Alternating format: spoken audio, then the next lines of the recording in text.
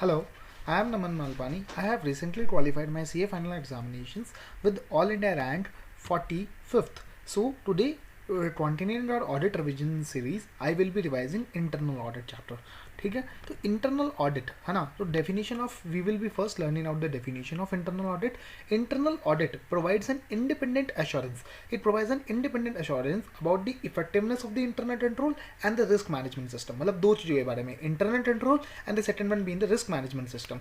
Effectiveness of the internal control and the risk management system. ये assurance देता है about the effectiveness of the internal control and the risk management system to enhance the governance and achieve the organisational objective. ठीक है, तो ये हमारा क्या है, मतलब बेसिकली क्या होता है, बट बहुत सिंपल फंडा है. इंडिपेंडेंट एक एश्योरेंस देता है किसके ऊपर, effectiveness of the internal controls के ऊपर एंड रिस्क मैनेजमेंट सिस्टम के ऊपर, जो कि एनहेंस करता है governance and achieve the organisational, जिसकी मदद से हम क्या अचीव कर सकते हैं, we can achieve our organisational objective. हाँ, अब अपन पढ़ते हैं कि objective and scope of internal audit क्या है. ठीक है, ऑब्जेक्टिव एंड स्कोप. तो ऑब्वियसली बात क्या है, एग्जामिनेशंस मतलब इफेक्टिवनेस ऑफ इंटरनल कंट्रोल देखेगा एंड रिस्क मैनेजमेंट सिस्टम देखेगा. ठीक है, तो ये देखो, monitoring of internal controls and risk management. ठीक है, जिससे क्या होगी, गवर्नेंस को एनहेंसमेंट मिलेगी. ये पॉइंट भी हमारा कवर हो गया. ठीक है, फिर ऑब्वियसली बात है, जब मैं इंटरनल कंट्रोल्स देखूंगा तो ऑब्वियसली बात है मैं कौन कौन से एरियाज में दिखूंगा, एक ऑपरेशनल एरिया में, एक फाइनेंशियल एरियाज में, एक compliance with laws and regulation में. तो यहाँ से देखो, examination of financial and operating information, review of the operating activities and review of the compliance with laws and regulation. ठीक है, तो ये मतलब ऑब्जेक्टिव एंड स्कोप भी कवर हो जाता है. मतलब effectiveness of the internal control system and the risk management system to enhance the governance and to achieve the organisational objective. ठीक है, तो ये देखो, ऑब्जेक्टिव एंड स्कोप में क्या हुआ, मॉनिटरिंग ऑफ इंटरनल कंट्रोल को मैं चेक करूंगा, रिस्क मैनेजमेंट सिस्टम को मैं चेक करूंगा, फिर गवर्नेंस, इसकी वजह से मेरी गवर्नेंस के ऊपर इंपैक्ट आएगा, and I will be reviewing various operational, financial and compliance with laws and regulation aspect. ठीक है, तो ये भी हमारा ये सेम टू सेम है जो अभी हमने ऊपर पढ़ा. तो this is one and the same thing. ठीक है, अब अपन पढ़ते हैं सेक्शन 138. सेक्शन 138 क्या बोलता है, हर लिस्टेड कंपनी को एक इंटरनल ऑडिट करवाना है. ठीक है, दूसरा, हर अनलिस्टेड पब्लिक कंपनी को इंटरनल ऑडिट कराना है जिसके डिपॉजिट्स, जिसके आउटस्टैंडिंग डिपॉजिट्स 25 करोड़ रुपीज़ या मोर, मतलब greater than equals to 25 crore है at any point of time. ठीक है, during the president financial year. ठीक है, तो आउटस्टैंडिंग डिपॉजिट्स देखने हैं. ठीक है, दूसरा क्या है, पेड अप शेयर कैपिटल जिसका है 50 करोड़ और more at any time during the president financial year. मतलब इसमें एनी टाइम नहीं देखना, देखो दो पॉइंट में eight any point of time देखना है, एक यहाँ पे और एक आउटस्टैंडिंग लोन्स और बोराइन में. ठीक है, यहाँ पे भी eight any point of time देखना है. ठीक है, और यहाँ पे एक और फर्क है, यहाँ पे क्या एक्सीडिंग वर्ड यूज हुआ है. आउटस्टैंडिंग लोन्स और बोराइंस में क्या है, देखो सबसे पहले deposits greater than equals to 25 crore, या फिर paid up share capital greater than equals to 50 crore. फिर आपका आता है आउटस्टैंडिंग लोन्स और बोराइंग. ठीक है, फ्रॉम बैंक और पब्लिक फाइनेंशियल इंस्टीट्यूशन देखना है. एक्सीडिंग मतलब it should be greater than 100 crore. ठीक है, at any point of time during the president financial year, and the turnover should be greater than equals to 200 crore. मतलब देखो, इन तीनों में, इसमें और इस वाले में, तीनों में ग्रेटर देन इक्वल्स टू है, लेकिन आउटस्टैंडिंग लोन्स और बोराइंग्स में it is greater than 100 crore. ठीक है, तो ये फंडा है. और हर प्राइवेट कंपनी को इंटरनल ऑडिट लगाना है अगर उसका turnover greater than equals to 200 crore या फिर लोन्स बोराइंस फ्रॉम बैंक और पब्लिक फाइनेंशियल इंस्टीट्यूशन 100 करोड़ से ज़्यादा, it is exceeding 100 crore rupees, तो आपको इंटरनल ऑडिट सिस्टम लाना है. तो अभी हमने ऊपर ऑब्जेक्टिव एंड स्कोप पढ़ा. ऑब्जेक्टिव एंड स्कोप में monitoring internal controls, risk management system जिसकी वजह से गवर्नेंस अच्छी होगी, फिर financial, operating and compliance with laws and regulation, ये हमने पढ़ा. ठीक है, फिर उसके बाद सेक्शन 138 पढ़ा. सेक्शन 138 बताता है who can be appointed as an internal auditor. तो कोई भी चार्टर अकाउंटेंट, कोई भी कॉस्ट अकाउंटेंट या कोई other professional, such other professional as may be decided by the board. मतलब जो बोर्ड की नज़र में एक प्रोफेशनल बंदा, मतलब कोई भी बंदा इंटरनल ऑडिट कर सकता है. He can be an employ also, may और may not be an employ of the company. ठीक है ना. तो मतलब बेसिकली क्या है, सीए भी कर सकता है, CWA भी कर सकता है, और कोई अदर प्रोफेशनल भी कर सकता है as may be decided by the board, है ना. तो ये आपका फंडा हो गया. अब अपन समझते हैं what are the responsibilities of the internal auditor. ठीक है, तो इंटरनल ऑडिटर की सबसे पहली रिस्पॉन्सिबिलिटी है to maintain a system of internal control. कि इसकी रिस्पॉन्सिबिलिटी क्या है, मेंटेन करे सिस्टम ऑफ इंटरनल कंट्रोल. इसे इंडिपेंडेंटली ऑपरेट करना है ऑफ द अकाउंटिंग स्टाफ. ठीक है, तो ऑब्वियसली बात है, इंडिपेंडेंटली ऑपरेट करना है, तो इसके लिए किसी भी काम में इन्वॉल्व नहीं होना है, जिस not to involve in the performance of the executive function, ठीक है।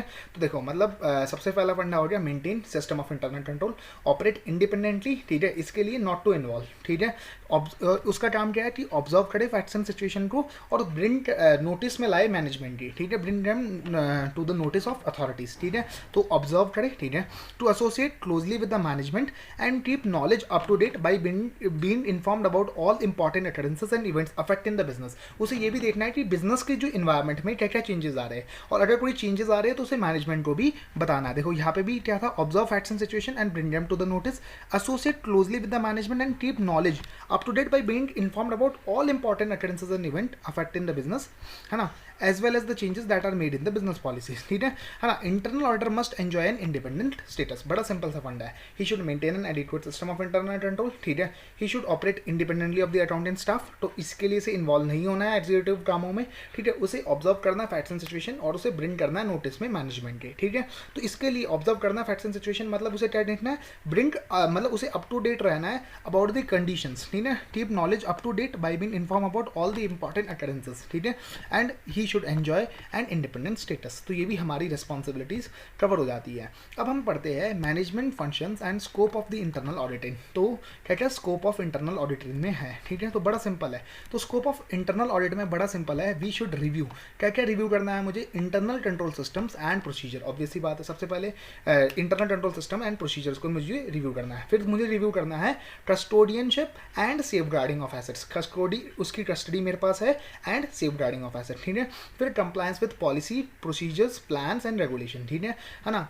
Review of relevance and reliability of the information, जो मुझे इन्फॉर्मेशन मिल रही है मेरी इन्फॉर्मेशन सिस्टम से, क्या वो रेलेवेंट है एज वेल एज रिलायबल है या नहीं है। I need to review the organisational structure, I need to review the utilisation of resources, I need to review the accomplishment of goals and objective. तो सबसे पहले हम पढ़ते हैं review of internal control systems and procedures. तो obviously बात है internal auditor का सबसे मेन रिस्पॉन्सिबिलिटी, मतलब देखो अभी हेडिंग क्या थी कि management functions and scope of internal audit. So अभी जो सबसे हमने टॉप में पढ़ा था these were scope and objective, जिसमें हमने पढ़ा था monitoring of internal controls, risk management, जो सबसे हमने पहले पढ़ा था।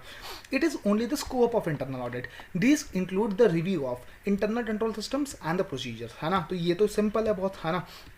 तो review of internal control system and procedure. फिर दूसरा रिव्यू क्या होता है, custodianship and safeguarding of asset. इसमें हमें क्या क्या देखना है, एसेट हमारे पास है तो मतलब एग्जिस्टेंस है एसेट की, ठीक है। ऑब्वियसली बात है सेग्रीगेशन ऑफ ड्यूटीज होनी चाहिए, मतलब जिसके पास एसेट पड़ा है उसके पास बुक्स का एक्सेस नहीं होना चाहिए। Should review the segregation of duties, ठीक है। ऑब्वियसली बात है सेफ गार्डिंग की, he should review the means use for safeguarding of losses, ठीक है ना। अब ये भी देखना है कि क्या प्रॉपर कंट्रोल सिस्टम है फॉर इंटेंजिबल एसेट्स, ठीक है। मतलब देखो सिंपल सी बात है, एग्जिस्टेंस होनी चाहिए, उसकी प्रॉपर सेफ गार्डिंग होनी चाहिए, सेग्रीगेशन ऑफ ड्यूटीज होनी चाहिए, और क्या प्रॉपर कंट्रोल सिस्टम है फॉर इंटेंजिबल एसेट, है ना। Review of compliance with policies, plan, procedures and regulation, review of relevance and reliability of information, कि मतलब जो इन्फॉर्मेशन सिस्टम हमें रिपोर्ट दे रहा है whether it is relevant as well as reliable, ठीक है। रिव्यू ऑफ ऑर्गेनाइजेशनल स्ट्रक्चर, अब देखो इसमें हम क्या क्या देखेंगे। अब हम इसमें सबसे पहले हम समझेंगे कि कौन कौन सी activities, which of the following activities are grouped for managerial control, manner in which the activities of the enterprise are grouped for managerial control. मतलब मान लो कि एक बंदा फिनेंस देखता है, फिनेंस में भी मान लो लेट्स सपोज फर्दर हम चीज़ें डालते हैं, जैसे मान लो एक बंदा कैपिटल अरेंज करता है ना, और दूसरा बंदा उन कैपिटल के सोर्सेज को आइडेंटिफाई करता है। तो अब मुझे देखना है कि ये दोनों एक्टिविटीज को कैसे ग्रुप किया जाता है फॉर मैनेजरियल कंट्रोल, ठीक है ना। और मुझे देखना है कि क्या रिस्पॉन्सिबिलिटी है, तो साथ साथ में क्या अथॉरिटी भी दी गई है या नहीं दी गई है, ठीक है। ऑर्गेनाइजेशन चार्ट देखना है मुझे, इससे ये पता चलेगा कि कैसे डायरेक्शंस फ्लो होती है। मतलब ऑर्गेनाइजेशन चार्ट में क्या होता है, नमन रमन को रिपोर्ट करेगा इस तरीके का, ठीक है। एंड और उसमें मुझे ये ऑब्जर्व करना है कि क्या ये सिंपल स्ट्रक्चर है, क्या ये इकोनॉमिकल है, and no function enjoy and undue dominance over the others. मतलब सिंपल सी बात है, मुझे ऑर्गेनाइजेशन चार्ट को रिव्यू करना है, ठीक है ना। Review of the organisation structure में मुझे क्या देखना है, मैनेजरियल कंट्रोल के लिए कैसे ग्रुप हुई है एक्टिविटीज, ठीक है। स्ट्रक्चर क्या सिंपल है, ऑर्गेनाइजेशन चार्ट, या ठीक है। Responsibility of the managerial staff do not overlap with the chief executive at operating units. जो मतलब मैनेजर है और जो काम कर रहा है ग्राउंड लेवल पे, जो चीफ ऑपरेटिंग यूनिट का हेड है, उन दोनों की रिस्पॉन्सिबिलिटीज ओवरलैप नहीं होनी चाहिए, ठीक है ना। There should be a balance between the authority and the responsibility, ये हमने भी यहाँ पे ऊपर भी पढ़ा था, ठीक है ना। Reasonableness of the span of control, मतलब एक बंदा कितने बंदों को कंट्रोल करता है, उसकी भी रीजनेबलनेस होनी चाहिए। ठीक, लेट्स सपोज एक बंदा सिर्फ 10 बंदों को ही कंट्रोल करेगा, ठीक है, there should be a unity of command, ठीक है, मतलब मैं अपने एक ही बॉस को रिपोर्ट करूंगा, ठीक है।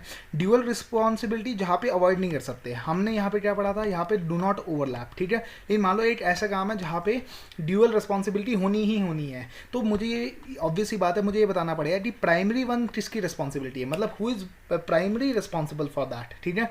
And the process of managerial development, क्या ट्रेनिंग वगैरह दी जाती है या नहीं दी जाती। तो मैं सिंपल रिवाइज कराता हूँ, ठीक है ना, बहुत सिंपल सा फंडा है कि manner in which the activities are group for managerial control, organisational chart या सिंपल एंड इकोनॉमिकल है, ठीक है। ओवरलैप तो नहीं करती, अगर ओवरलैप करना जरूरी है, मतलब दो where the dual responsibility can not be avoided, कि primary one should be fix, ठीक है ना, span of control, unity of command and process of managerial development, ठीक है, ये भी आपका पॉइंट हो जाता है ना।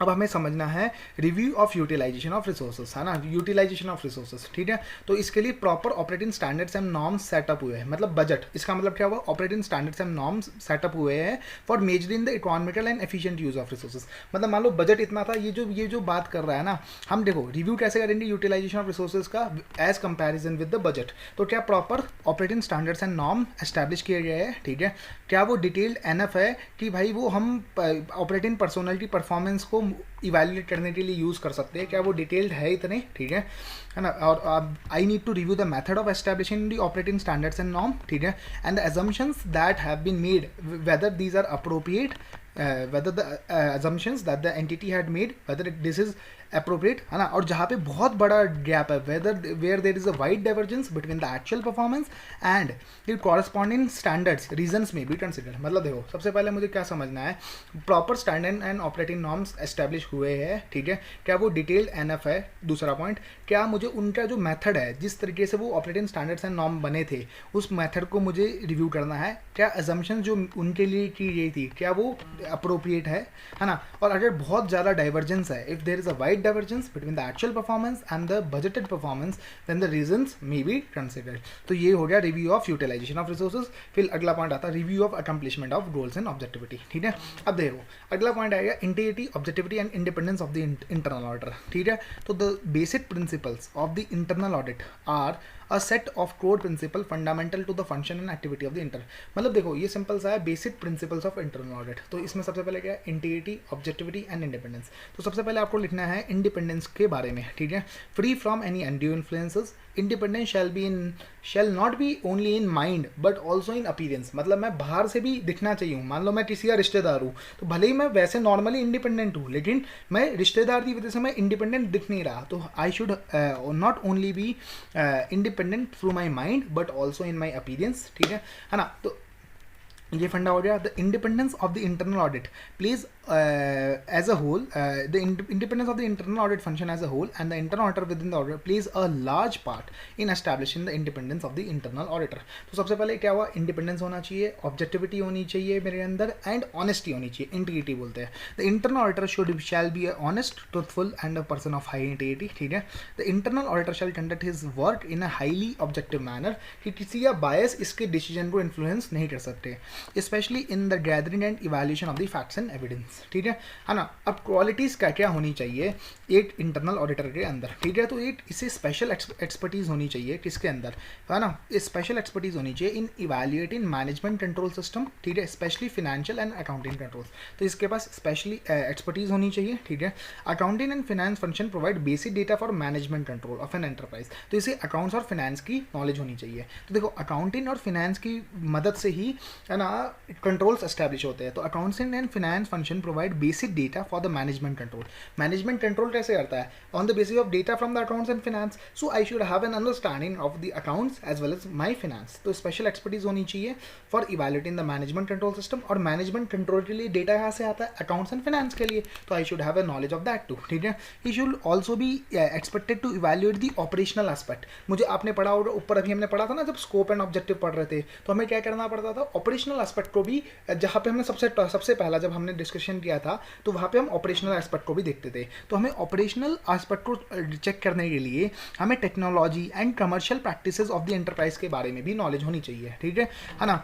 मुझे कॉमर्स, लॉज, टैक्सेशन, इन सब की भी नॉलेज होनी चाहिए, ठीक है। He should have an understanding of the management principles and technique, जो अभी हमने ऊपर पढ़ा नहीं था, span of control, unity of command, ठीक है। तो ये should have an understanding of the management principle and techniques and also the ability to deal with the people, ठीक है ना। और उसे क्या करना है, कॉन्फिडेंशियलिटी मेंटेन करनी है। तो बड़ी सिंपल सी बात है, उसे स्पेशल एक्सपर्टीज होनी चाहिए मैनेजमेंट कंट्रोल सिस्टम के अंदर, ठीक है। मैनेजमेंट कंट्रोल के लिए डेटा कहाँ से आता है, अकाउंट्स एंड फाइनेंस के लिए, तो इसकी भी नॉलेज होनी चाहिए। उसे कॉस्ट एंड टैक्सेशन, ये सारी चीज़ों की, कॉमर्स, लॉस, टैक्सेशन, इन सब की भी नॉलेज होनी चाहिए, ठीक है। उसे ऑपरेशनल एस्पेक्ट को भी रिव्यू करना होता है, तो इसलिए टेक्नोलॉजी एंड कमर्शियल प्रैक्टिसेस के बारे में भी उसे आइडिया होना चाहिए, ठीक है। उसे मैनेजमेंट प्रिंसिपल्स एंड टेक्निक्स के बारे में भी पता होना चाहिए, जैसे span of control, unity of command, ठीक है, एंड कॉन्फिडेंशियलिटी मेंटेन करनी है उसे, ठीक है। इंटरनल ऑडिट रिपोर्ट के बारे में अब अपन पढ़ते हैं। Standard on internal audit 370, report in results.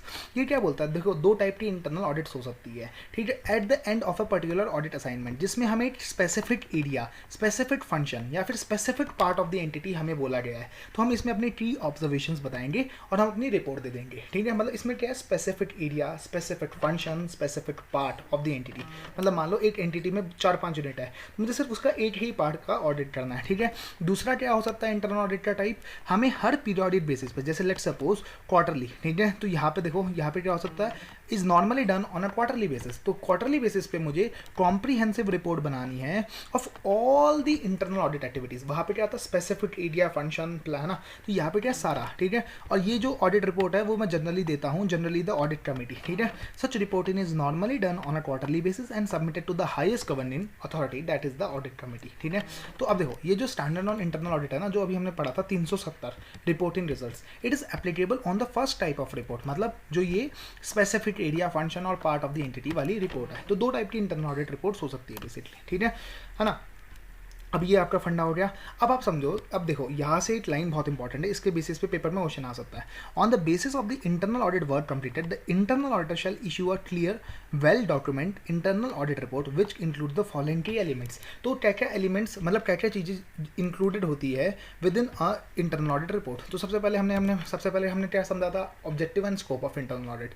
तो देखो, ओवरव्यू देगा, ऑब्जेक्टिव देगा, स्कोप देगा and approach of the audit assignment, ठीक है। ये मैं बताऊंगा कि मैंने स्टैंडर्ड्स ऑन इंटरनल ऑडिट के हिसाब से ऑडिट किया है, ठीक है। फिर मैं एक एग्जीक्यूटिव समरी दूंगा ऑफ द की ऑब्जर्वेशंस, ठीक है। की ऑब्जर्वेशंस क्या कहती है मेरी, है ना। और summary of the corrective actions required for each observation. In observations को ठीक करने के लिए मुझे क्या क्या एक्शन लेने पड़े हैं, मुझे नहीं, मतलब मैनेजमेंट को क्या क्या एक्शन लेने पड़े हैं, ठीक है ना। और nature of assurance if any which can be derive from the observations, ठीक है। मतलब किस टाइप की एश्योरेंस, मतलब लिमिटेड एश्योरेंस, रीजनेबल एश्योरेंस या फुल एश्योरेंस, कौन सी टाइप की एश्योरेंस आप ले सकते हो, ठीक है। तो ये आपका फंडा हो गया। मतलब देखो, ऑब्जर्वेशंस दूंगा, करेक्टिव एक्शन जो कि मैनेजमेंट ने एग्री किए हैं, ठीक है ना। स्टैंडर्ड्स ऑन इंटरनल ऑडिट का कंप्लायंस किया, ऑब्जेक्टिव, स्कोप एंड अप्रोच बता दूंगा मैं, ठीक है। ये आपका फंडा हो गया, है ना। अब यहाँ पे समझो, ऊपर वाला भी हमने क्या पढ़ा था, एलिमेंट्स। अब इंटरनल ऑडिट रिपोर्ट बनाने के कंटेंट्स पढ़ लिए, अभी हमने एलिमेंट्स पढ़ लिए, तो हमें, है ना। तो अब देखो, इसके लिए हमें क्या समझना पड़ेगा कि क्या बेसिस होगा इंटरनल ऑडिट रिपोर्ट बनाने का। तो ऑब्वियसली बात है, जो हमने ऑडिट प्रोसीजर्स परफॉर्म किए हैं एंड ऑडिट एविडेंस जो गैदर किया है, उनके बेसिस पे ही मैं इंटरनल ऑडिट रिपोर्ट बताऊंगा, ठीक है। मुझे ये भी बताना है कि that I have conducted in accordance with standard on internal audit, ठीक है। अब फिर मुझे तीसरा पॉइंट है content and format of the internal audit report, है ना। तो ये जो है, it's a matter of professional judgement, ठीक है, and depends on the preferences of the recipient, ठीक है। It's a matter of professional judgement, है ना। Content and format of the internal audit report. और डॉक्यूमेंटेशन भी मुझे करनी है कि that I have complied with of compliance of the audit procedure with this SIA। The list of the document required is as follows, ठीक है। क्योंकि मैंने ड्राफ्ट रिपोर्ट भी इशू करी थी, फाइनल इंटरनल ऑडिट रिपोर्ट भी इशू करी है, ठीक है। और मैं ये भी बता सकता हूँ कि मैनेजमेंट के एक्शन प्लान जिनके ऊपर काउंटर साइन किया है मैनेजमेंट ने, मतलब ये देखो बेकार पॉइंट है, बस आपको इतना समझना है। देखो, कंटेंट हमने समझ लिया, ऑब्जेक्टिव, स्कोप, फिर आपने बताया स्टैंडर्ड्स ऑन इंटरनल ऑडिट का मैंने कंप्लायंस किया है, की ऑब्जर्वेशंस बताई, उसको ठीक करने के लिए करेक्टिव एक्शंस बताए। फिर आपका क्या पॉइंट रहा, सबसे पहले nature of assurance which can be derive, ठीक है। फिर आप समझो जो रिपोर्ट बनाओगे उसका बेसिस क्या होगा, audit procedure perform and audit evidence gather. तो अगर आपके पास इंटरनल ऑडिट की रिपोर्ट और रिलेटेड क्वेश्चन आ जाए, तो आपको ये दोनों लिखना है, एक ये भी लिखना है और आपको ये भी लिखना है, ठीक है ना। कंटेंट एंड मतलब conducted in accordance with SIAs, ठीक है, and content and format of the internal audit report, ये डिपेंड करता है on my professional judgement and I have to document क्या क्या करना है, ड्राफ्ट एंड फाइनल रिपोर्ट को मुझे अपनी फाइल में रखना है, ठीक है। और मैनेजमेंट एक्शन प्लान जो कि उन्होंने, मैनेजमेंट ने बोला था कि हम ये एक्शन लेंगे, उनसे काउंटर साइन करवा के अपनी फाइल में डाल दो आप, ठीक है।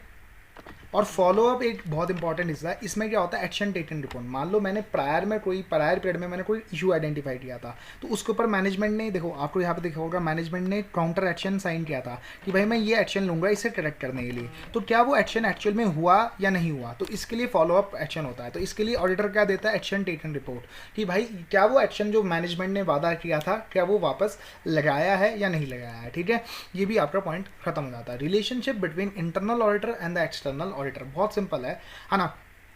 इंटरनल ऑडिटर को क्या क्या करना पड़ता है, इंटरनल कंट्रोल्स को रिव्यू करना पड़ता है। ठीक है, review of the accounting system and the internal control, examination of the financial and the operating information. तो यही काम एक्सटर्नल ऑडिटर का भी होता है। While operating in this area there is a lot of overlap between the work of the internal and the external auditor. ठीक है, अब देखो, evaluation done by the internal auditor in respect of internal controls, verification of asset is also required to be done by the external auditor। ठीक है ना। तो ये क्या है, it so internal auditor is an the function of an internal auditor is an integral part of the system of internal control। तो मतलब obviously बात है, it's very important for us, है ना। there is a lot of overlap। ठीक है, जैसे कौन कौन से एरियाज में, जैसे वेरिफिकेशन ऑफ एसेट्स, है ना, इंटरनल कंट्रोल, ऊपर वाले पॉइंट में भी ये था बेसिकली, नीचे वाले पॉइंट में भी ये था। ठीक है, सेक्शन 138 क्या बोलता है, सेक्शन 138 ये बोलता है कि ऑडिट कमेटी या बोर्ड, ठीक है ना, in consultation with the internal auditor, ठीक है, वो एक फॉर्मुलेट करेंगे the scope, functioning, periodicity and methodology of conducting the internal audit।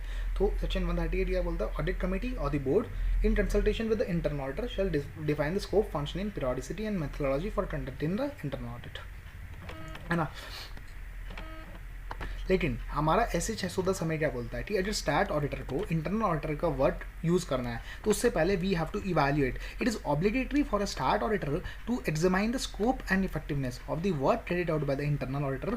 ठीक है, तो ऑब्वियसली बात है, it is required by the it is required as per SA 610। ठीक है, the extent of the independence exhibited by the internal auditor, ठीक है, in the discharge of his duties, ठीक है, will determine the effectiveness of his audit। यहाँ पे हमें क्या बताया था कि हमें scope and effectiveness of internal audit को चेक करना है। अब हम ये कैसे चेक करेंगे, हम ये चेक करेंगे कि whether the internal auditor is independent of the entity or not। ठीक है, external auditor को अगर internal auditor का काम यूज़ करना है, he should examine whether the effectiveness of the internal auditor, ठीक है, effectiveness of the work of internal auditor। ठीक है, और लास्ट वाला पॉइंट ये बोला है कि external auditor should as a part of his audit evaluate the internal audit function to determine the nature, time and extent of his compliance and substantive procedures. बड़ा simple है, तो ये देखो मैं सिंपल आपको शब्दों में समझाता हूँ।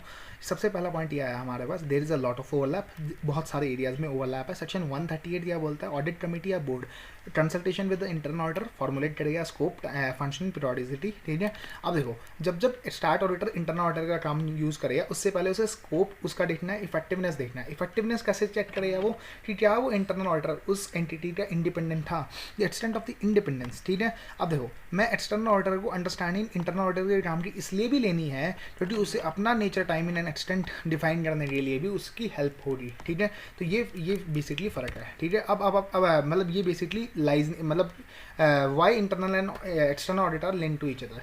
अब now there is a difference between the internal audit and the external audit. Internal audit क्या होता है, ऑनगोइंग ऑडिट होता है। ठीक है, अब and by a separate internal auditing department, ये मतलब विद इन द ऑर्गेनाइजेशन भी हो सकता है। ठीक है, मतलब एंटिटी का कोई आदमी ही खुद ही इंटरनल ऑडिट कर सकता है। लेकिन ये जो होता है, जो एक्सटर्नल ऑडिट होता है, it is done by an independent body. ठीक है, अब इंटरनल ऑडिट में क्या क्या एग्जामाइन करते हैं हम, ऑपरेशनल एफिशिएंसी को हम एग्जामाइन करते हैं। ठीक है, यहाँ पे हम क्या करते हैं, accuracy and validity of financial statements को एग्जामाइन करते हैं।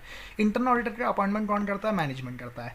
स्टैट ऑडिटर का अपॉइंटमेंट कौन करता है, मेंबर्स करते हैं। ठीक है, जो रिपोर्ट देता है वो मैनेजमेंट यूज़ करती है। यहाँ पे कौन यूज़ करते हैं, सारे स्टेक होल्डर्स यूज़ करते हैं। ठीक है, इंटरनल ऑडिट की जो प्रोसेस है वो इट्स अ कॉन्टीन्यूस प्रोसेस, हमने सबसे टॉप में पढ़ा था, it is an ongoing audit process, है ना, ये कॉन्टीन्यूस प्रोसेस है।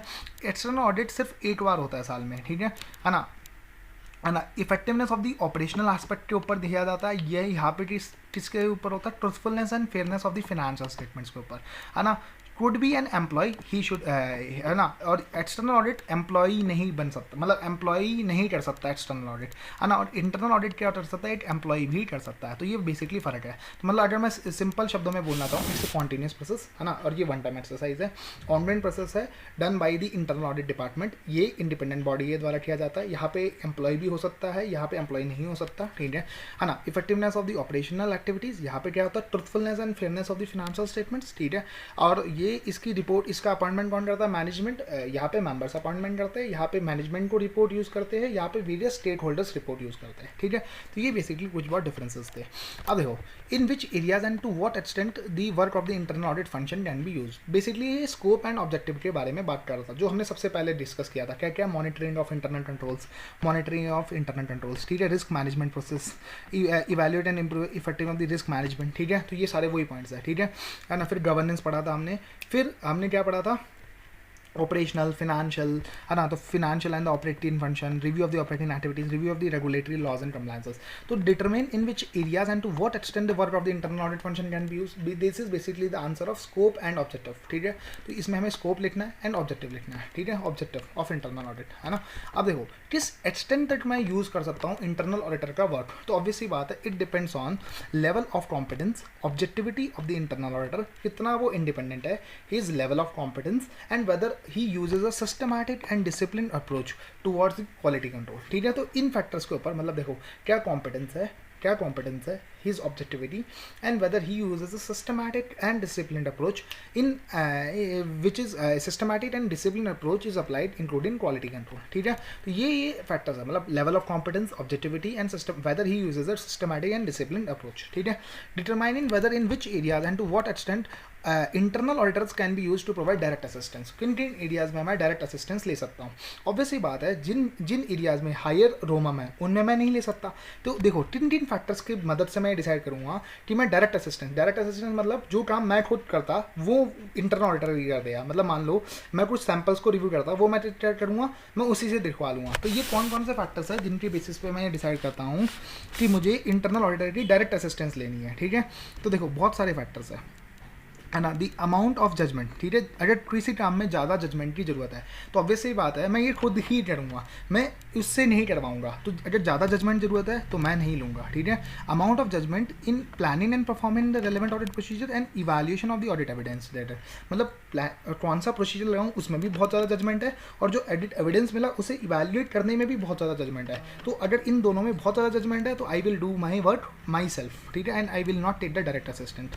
अगर रोमम बहुत ज़्यादा है, ठीक है, evaluation of existence of significance of threat, मतलब अगर थ्रेट्स ज़्यादा है तो I will not use the work of internal auditor as a direct assistant but do it myself, ठीक है। अब देखो, अब यहाँ पे external auditor shall not use internal auditor to provide direct assistance where it involve significant judgements where it relates to the higher assess ROMM, ठीक है ना। अब देखो यहाँ पे, अब ये दो पॉइंट तो ऊपर से ही है, ये दोनों पॉइंट है ना। अब आप यहाँ पे समझो ये दोनों पॉइंट नए हैं, ठीक है। It relate to the work which is reported to the management और TCWG by the internal audit function. मतलब मान लो एक इंटरनल ऑडिटर था, वो पहले ही वो एरिया देख रहा था, ठीक है। अब मैंने उसे वापस दे दिया वो एरिया, तो ऑब्वियस सी बात है अगर मान लो पिछले वाले काम में उसकी कोई गलती हुई तो वो बताएगा नहीं इस बार, ठीक है। तो relate to the work which is reported to management और TCWG by the internal audit function, मतलब जो काम वो पहले से कर रहा है ना, तो वो वाला काम नहीं दे सकता मैं उसे, ठीक है ना। Relate to the decision with external auditor made in accordance with SS 610, ठीक है। देखो एक्सटर्नल ऑडिटर क्या डिसीजन ले रहा है कि मुझे इंटरनल ऑडिटर को इतना काम डायरेक्ट असिस्टेंस के रूप में देना है, ठीक है। ये डिसीजन एक्सटर्नल ऑडिटर ले रहा है ना। तो अब मैं ये वाली अथॉरिटी इंटरनल ऑडिटर को नहीं दे सकता कि वो अपना काम भी आगे दे सकते एज पर SS 610, है ना। तो ये फंडा है बेसिकली। अब देखो इसके लिए ना, मुझे जब मैं डायरेक्ट असिस्टेंस लेता हूँ इंटरनल ऑडिटर की, तो मुझे कुछ बहुत चीज़ें ऑडिट डॉक्यूमेंटेशन में भी लगानी पड़ती है। तो उसमें क्या क्या लाना पड़ेगा कि मैंने कैसे इवैल्यूएट कर रहा था कि वो बंदा ऑब्जेक्टिव है, उसकी लेवल ऑफ कॉम्पिटेंस है। मैंने बोला ना वो ऑब्जेक्टिव होना चाहिए, लेवल ऑफ कॉम्पिटेंट होना चाहिए उसका, फिर systematic and discipline approach use करना चाहिए। ये अभी हमने ऊपर पढ़ा था, ठीक है। अब देखो the basis for decision regarding the nature and extent of the work perform by the auditor, internal auditor, मैंने कौन कौन सा काम दिया, वो किस बेसिस पे दिया, मतलब क्या पता उसमें जजमेंट इन्वॉल्व नहीं थी, मैंने ये कैसे इवैल्यूएट किया कि वो उसमें हायर असेस रोमम नहीं था, ठीक है ना। Who reviewed the work perform and the date of such review, ठीक है। रिटर्न एग्रीमेंट लेना है मुझे from an authorise representative of the entity and the internal auditor, मुझे उसके साथ एग्रीमेंट लेना है कि आप इस बात की जो इन्फॉर्मेशन है वो कॉन्फिडेंशियल रखोगे आप, ठीक है। The working papers prepared by the internal auditor who provided the direct assistance, वो अब वर्किंग पेपर अब मेरी ही फाइल में रहेंगे, ऑब्वियसली बात है, ठीक है। अब ये क्वेश्चन है जो पेपर में कभी भी आ सकता है, वो ये है कि एक कंपनी है जिसके एम्प्लॉयज़ ना बहुत ज़्यादा छोड़ दिए जा रहे हैं, तो इसका रीज़न बताना आपको, ठीक है। ऑब्वियसली बात है उन्हें जॉब सेटिस्फेक्शन नहीं होगी एंड वर्क लाइफ इम्बैलेंस होगा, ठीक है। Wrong policy of the management होगा, unbearable behaviour of the senior staff बहुत ज़्यादा बदतमीजी करते होंगे, सेफ्टी फैक्टर्स, प्रमोशन नहीं हो रहा होगा, पैसे नहीं दिए जा रहे होंगे, लेबर वेलफेयर स्कीम्स नहीं होगी, ठीक है। तो ये सारे रीजंस हो सकते हैं कि भाई जिस वजह से एम्प्लॉय छोड़ सकता है। तो hope you have like the video, please do subscribe to my channel, hit the like button and do comment in the comment section कि आपको ये वीडियो कैसी लग रही है, आप और कौन सा चैप्टर में अगला बनाऊँ, ठीक है। Thanks a lot.